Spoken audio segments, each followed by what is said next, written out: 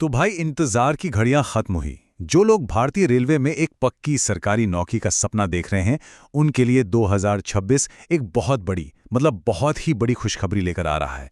Railway group D भर्ती पर अब तक का सबसे बड़ा अपडेट आ गया है और आज हम इसकी एक एक डिटेल पर बात करेंगे। चलिए इस जबरदस्त मौके के बारे में सब कुछ जानते हैं। सबसे पहले तो बस इस नंबर पर गौर कीजिए, 21,997। जी हाँ, ये कोई छोटी मोटी भर्ती नहीं है, ये एक महाभर्ती है। ये उन लाखों लोगों के लिए एक सुनहरा मौका है जो एक स्थिर और सम्मानित करियर बनाना चाहते हैं। और ये सारी भर्तियां हैं भारतीय रेलवे के लेवल 1 पदों के लिए।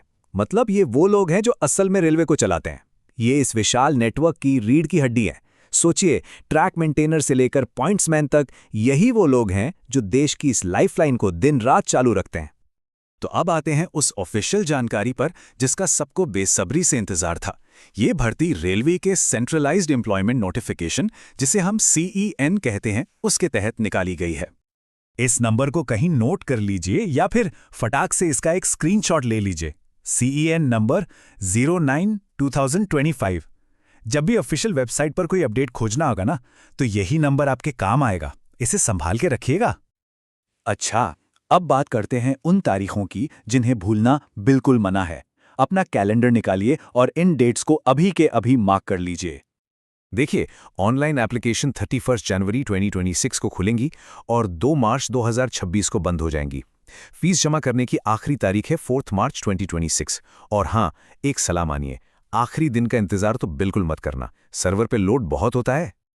चलिए, अब ये देखते हैं कि इस बड़े मौके का फायदा कौन कौन उठा सकता है। मतलब, क्या आप इसके लिए योग्य हैं? आइए फटाफट जान लेते हैं। क्वालिफिकेशन को बहुत ही सिंपल रखा गया है। या तो आप 10वीं पास होने चाहिए या फिर NCVT या SCVT से मान्यता प्राप्त किसी भी संस्थान से आपके पास ITI का सर्टिफिकेट होना चाहिए। बस अगर ये है तो आप इस दौड़ में शामिल हो सकते हैं। उम्र की बात करें तो 1 जनवरी 2026 तक उम्र 18 से 33 साल के बीच होनी चाहिए। और अच्छी बात यह है कि रिजर्व्ड कैटेगरीज के लिए उम्र में छूट भी है। OBC उम्मीदवारों के लिए ऊपरी सीमा 36 साल है और SC/ST उम्मीदवारों के लिए 38 साल तक। अपनी जन्मतिथि से इसका मिलान जरूर कर लीजिएगा। अब देखिए फीस का स्ट्रक्चर। जनरल और OBC के लिए फीस है 500 रुपए, जिसमें से 400 रुपए वापस आ जाएंगे।